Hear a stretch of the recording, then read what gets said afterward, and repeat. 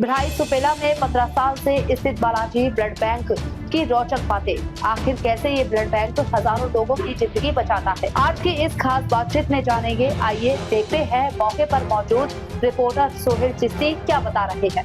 भिलाई सुपेला में 15 साल से स्थित बालाजी ब्लड बैंक की रोचक बातें। आखिर कैसे ये ब्लड बैंक हजारों लोगों की जिंदगी बचाता है, आज की इस खास बातचीत में जानेंगे। आइए देखते हैं मौके पर मौजूद रिपोर्टर सोहेल चिश्ती क्या बता रहे हैं।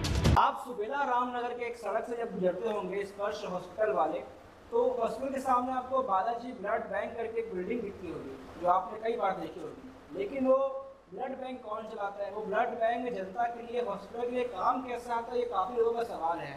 तो वही सवाल को क्लियर करने के लिए और ब्लड बैंक काम क्या आता है, रक्तदान क्यों करना चाहिए, ये सब जानने के लिए हम आए हैं बालाजी ब्लड बैंक के सीईओ के पास। सबसे पहले अपना परिचय बताएंगे आप। नमस्कार, मेरा नाम है डॉक्टर हरजिंदर सिंह और मैं बालाजी ब्लड बैंक में सीईओ हूँ। बताएंगे ये जो आपका ब्लड बैंक है, बालाजी ब्लड बैंक, आपने कब शुरू किया और इसका उद्देश्य क्या था?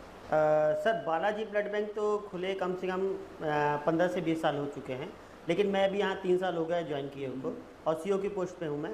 और इसका मुख्य उद्देश्य यही है कि हॉस्पिटल में अगर किसी को ब्लड की आवश्यकता होती है तो हमारे पास एक रिक्वायरमेंट स्लिप आती है और सैंपल आता है और हम उस हॉस्पिटल में ब्लड प्रोवाइड करवाते हैं।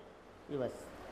ब्लड बैंक तो काफ़ी सारे देखने को मिलते हैं, लेकिन बालाजी ब्लड बैंक में खास क्या है जो कि लोगों के लिए फ़ायदेमंद है? सर, इसमें एक ये रहता है कि एक प्रकार से बोलते हैं ना कि आपको ब्लड की जो गुणवत्ता कैसी रहनी चाहिए, यहाँ पर हमारे पास सबसे एडवांस टेक्निक, जेल टेक्निक में जो काम होती है ब्लड का शुद्धिकरण करने के लिए, मैं शुद्ध हिंदी में बता रहा हूँ कि शुद्धिकरण के लिए अगर जो रहता है, जो किसी मरीज को ब्लड जाने के बाद में उसके शरीर में उसको जो रोगों की क्षमता या फिर बोलते हैं ब्लड की जो कमी रहती है वो दूर हो जाती है। इसीलिए लोग जो है यहाँ भरोसा करते हैं बालाजी ब्लड बैंक का। अच्छा, इसको फिल्टर या क्लैरिटी शुद्ध करने के लिए किस प्रकार का प्रोसेस रहता है? सर, इसके लिए सर 4.5 घंटे का प्रोसेस रहता है सर।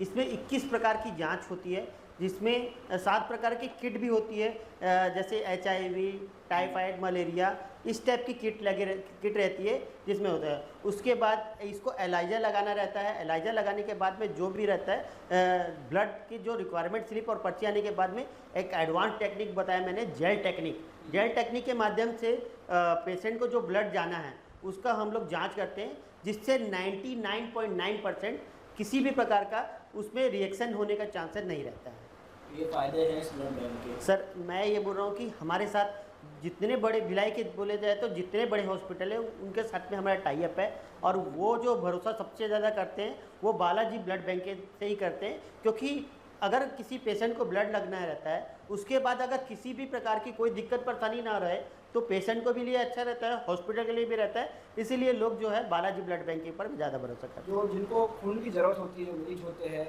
उनको जितने पर्याप्त मात्रा में खून चाहिए, क्या वो तत्काल मिल सकता है उस समय पर? सर, ब्लड बैंक का एक नियम है कि आपको जो है ब्लड को स्टोर करके ही रखना पड़ता है। इसीलिए हम लोग जो है ज़्यादा जगहों पे कैंप के माध्यम से ब्लड स्टोर करते हैं, जिससे कि आपको मैं एक बात बताता हूँ कि अगर किसी का ऑपरेशन होता है, किसी का एक्सीडेंट होता है या फिर लेबर पेन होता है, उस समय ब्लड की जो बोलते हैं ना कि बहुत ज़्यादा बहाव बहुत ज़्यादा हो जाता है और मरीज के मरने के चांसेस बहुत ज़्यादा बढ़ जाता है। उस समय ब्लड की आवश्यकता बहुत होती है और एक ब्लड रेडी होने में मिनिमम बोला जाए तो 4.5 घंटे का टाइम लगता है। और ये 4.5 घंटा कवर करने के लिए उस मरीज को बहुत ज़्यादा स्थिति जो ख़राब भी हो सकती है।